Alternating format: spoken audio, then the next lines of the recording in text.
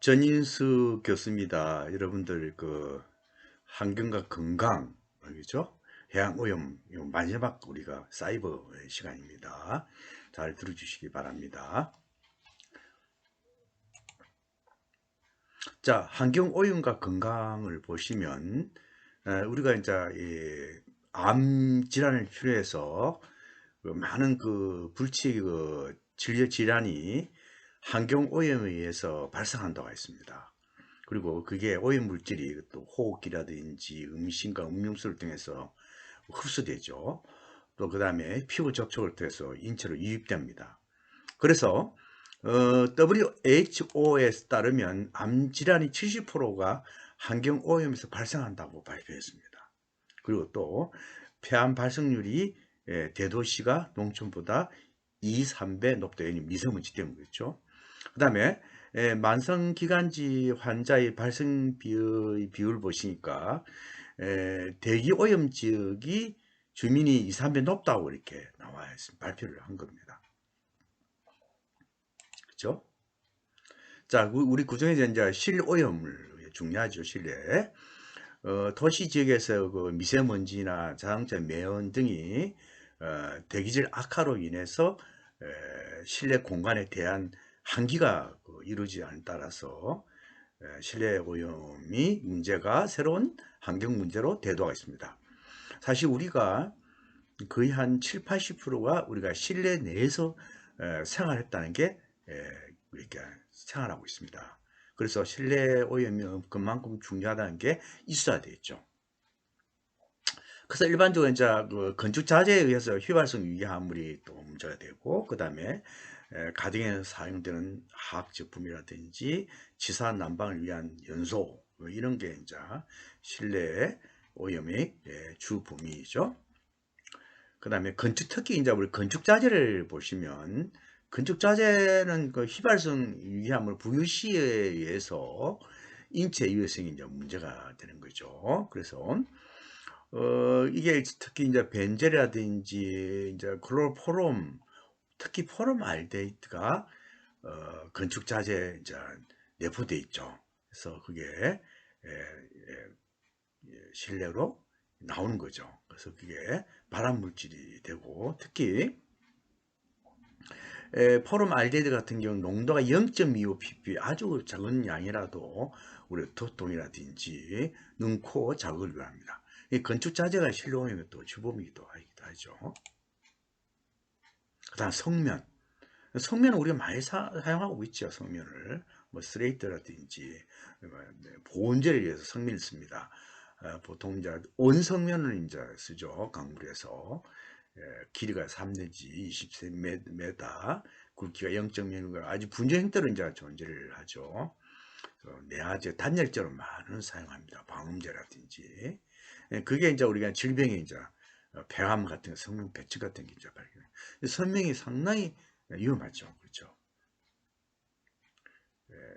폐건축 자재에 많이 성명이 나오고 있습니다.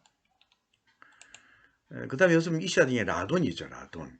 라돈이 이제 우라늄이 이렇게 그 연속 분解하면서 불활성 기체입니다.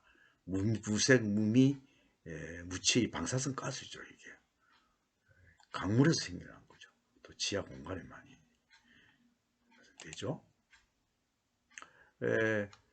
라돈 가스가 이제 이게 보통 지하수라든지 건축 자재를 통해서 실내에 유입되는데 약 85% 이상이 지각으로부터 발생한답니다. 그래서 특히 지하 공간에서 라돈 가스가 축적이 많이 됩니다.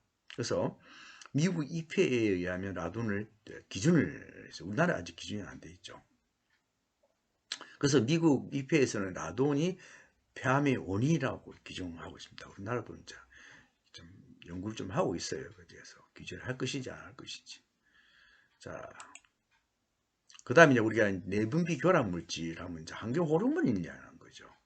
그래서 이 환경지에 배출되는 그 화학 물질이 생물체 내에 들어오면서 호르몬처럼 작용한다는 이야기죠. 그래서 환경 호르몬 이야기죠. 그렇죠? 보통 합성 화학 물질이라든지 천연 화학 물질, 특히 합성 화학 물질이 상당히 위험하죠. 그래서 약물성, 자연성, 환경성 세 가지 나누는데 약물성은 우리가 여성 호르몬 DES라고 하는데, 이거는 여러분 말씀드렸죠. 유방암이 걸리죠. 장기 복용하는 경우. 식물성 에스트로겐, 콩 같은 게 큰 영향이 없어요. 그러니까 우리가 말하는 것은 환경성 내비미 결합 물질이죠. 다이옥신, PCB, DDT, 또 농약에 큰 문제가 노출이 되죠.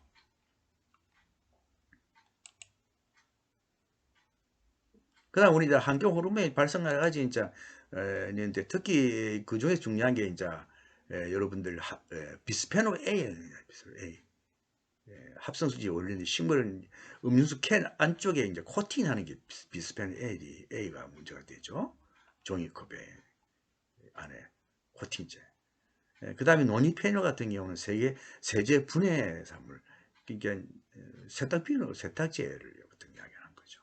이게 특히 이제 여러분 비스페놀 A하고 노니페놀이 우리가 생활 속에 접할 수 있는 그런 환경 호르몬 물질이에요. 그래서 성호르몬의 장애라든지 양성이 나온다든지 암을 발생하는 게 그렇게 되는 거죠.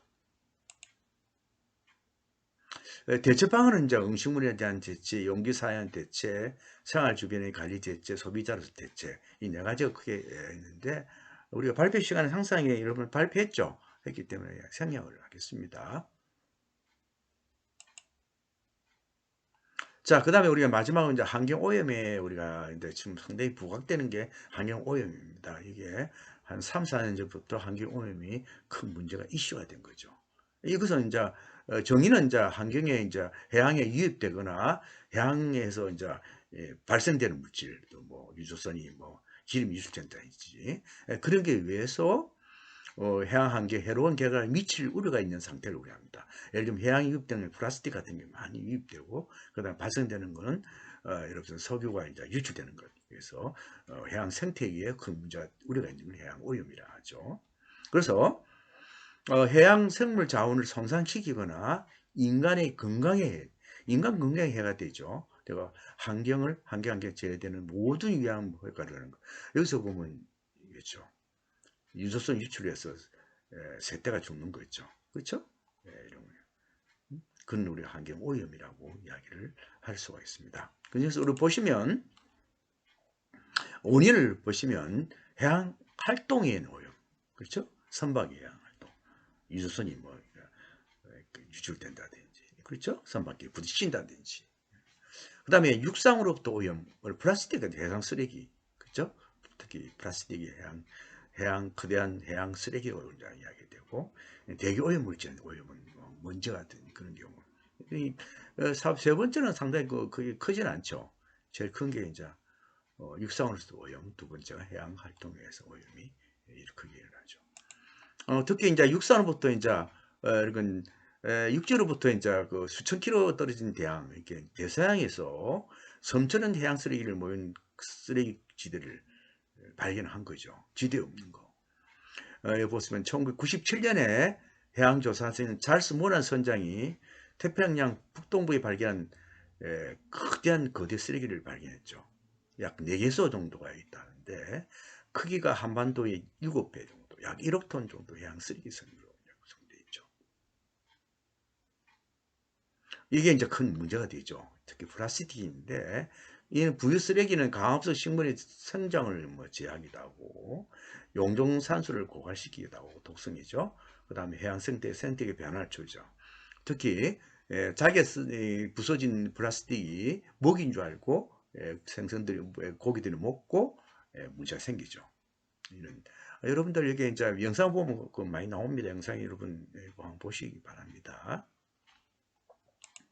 자, 그러면 이제 해양 오염 사례가 크겠죠. 제일 많은 게 이제 석유유연 오염이 크죠. 그렇죠? 해양 오염 사례가 보시면. 그 다음 방사성 폐기물에 대한 오염. 그렇죠? 동해 러시아에서 이제 방사성 오염물질 무단 폐기를 버리는 거예요. 거기서 방사성 폐기물에서 이제 해양 생태계 동식물의 동물에 문제가 된 거죠. 그 다음 적조. 여름에 이제 온도나 유해물질에 의해서 적조 식물이 이제 번창함으로써 해양 생태계 영향을 크게 미치고 있다는 겁니다. 그다음에 여러분 이제 문제를 여러분 꼭 풀어보세요. 이거는 환경 호르몬의 문제가 문제점 무엇일까요? 하는데 환경 호르몬과 세제, 노니페놀에 대해서 이제 쭉 나오는데 14분 59초 좀 길긴 긴데 여러분 읽어보시면 이 환경 호르몬이 우리의 성에 어떤 문제가 생기기도 하고 그다음 암에 걸리기도 하는 그건 여러분들 그런 사례가 나와 있어요. 그래서 한번 보시면 환경 호르몬이 그만큼 우리 인체에 영향을 크게 미친다는 게 발견된 거죠. 다음에 이제 플라스틱에 의한 향생적 영향 아까 말씀드렸죠. 4번 13초짜리인데 플라스틱이 역습인데 여러분 아까 플라스틱 분해되지 않죠. 분해되지 않는 플라스틱이 우리 또 생태계에 영향을 크게 특히 수생 생물에 큰 영향을 미친다는 게 나와 있습니다. 자, 이것을 오늘 14주차는 제가 사이버는 간단하게 마칩니다, 여러분. 다음 시간에 또 뵙겠습니다. 마지막 시간입니다. 다음 시간은 수고하십시오.